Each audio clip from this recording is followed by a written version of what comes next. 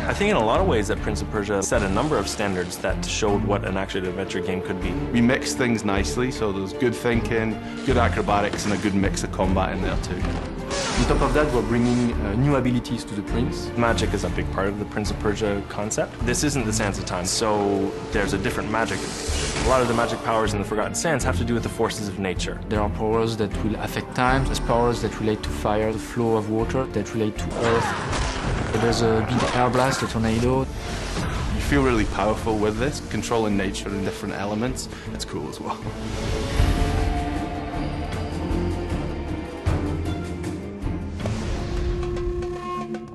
Razia is the name of the djinn. She's locked in this fountain. Jinns are creatures that are elemental. They showcase all the elements of nature.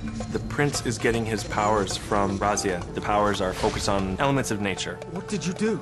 We use powers, of course, to control the environment, but the prince also uses them for mastery in combat. With his air power, he has this tornado.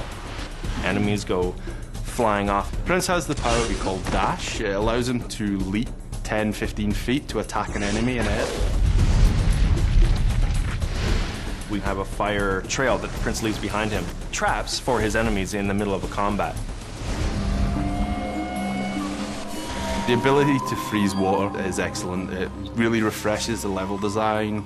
It doesn't freeze the water as into ice, it more freezes them in time, so they become solid. Everything stops, and it's like, oh, now I can climb on that. Wall run on a water wall, use water poles, columns and things like this.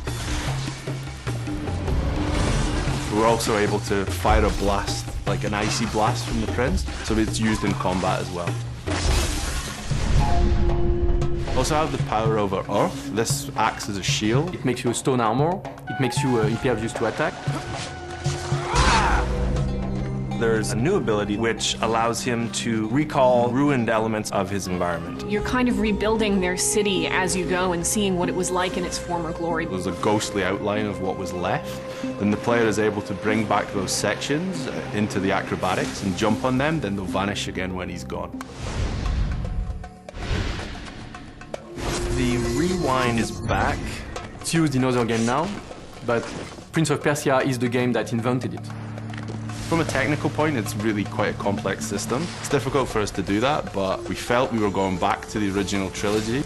Rewind was an epic thing from those games. We needed it in the game. He's often going to be massively outnumbered through many of his fights. There's as many warriors as the grains of desert sand, so they're just everywhere. There's the bigger, stronger characters. Some of them are 30 feet tall. We have a final epic boss battle with an enemy that's absolutely massive. It gets pretty crazy and you really have to be on your toes. You're mixing between water and recall. When you get to the end, some of these huge jump sequences, it's just so satisfying. This is the Prince of Persia, so I need to execute it properly in time, in rhythm. Jump through a water wall, refreeze, rebound, refreeze, rebound. Suddenly, the floor falls out from underneath you. It's like, whoo! Yeah, like that was really awesome.